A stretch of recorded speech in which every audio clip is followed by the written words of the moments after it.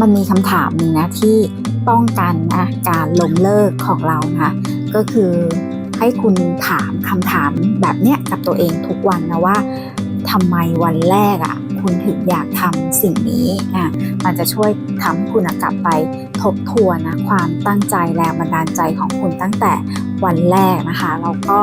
มันจะทำให้เรามีกำลังใจนะอยากที่จะไปต่อไม่ทำให้เราลืมเป้าหมายของตัวเองนะคะสวัสดีค่ะ